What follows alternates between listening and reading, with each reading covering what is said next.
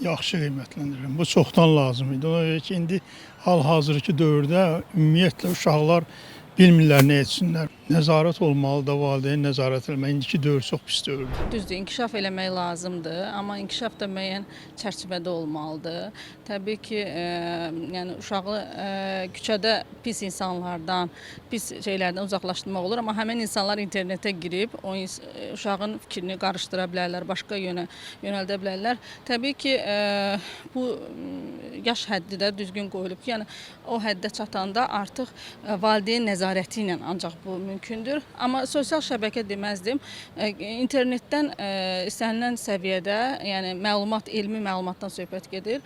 Tələbə araşdırıb, yəni tələbə deyəndə şagird araşdırıb nəsə götürməyə məqsədə uyğundur. Bu qərarı mən düzgün qarşılayıram. Çünki bu dövlətin gələcəyi həmin o uşaqlardır. 16 yaşındakı insan tam o qədər uşaqlar formalaşmır əslində. 18 yaşından sonra tam formalaşır, öz hüquqları, öz qanunlarını da yaxşı bilirlər və özləri üzərində inkişaf etməyə istəyib yaranır.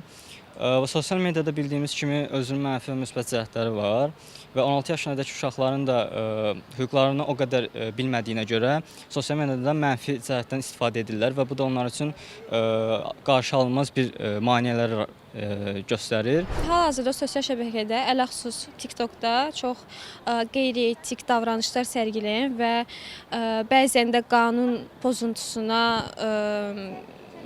pozuntusunu göstərən nümunəvi hərəkətlər olur, dırnaqarası nümunəvi. Bu cəhətdən düşünürəm ki, bəli, çünki uşaqlar, körpələr bizim gələcəyimiz, yeniyetmələr bizim gələcəyimizdir və onlar düzgün tərbiyə edilməlidir və tərbiyə yalnızca evdə olmur.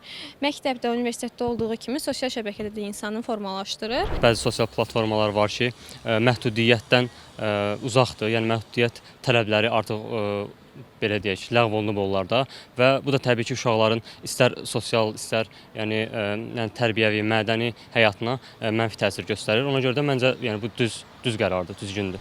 Heç 18 yaşındaya da məncə heç razılıq vermək lazım deyil. Çünki bizim evladlarımızın gələcəyi uçuruma doğru gedir.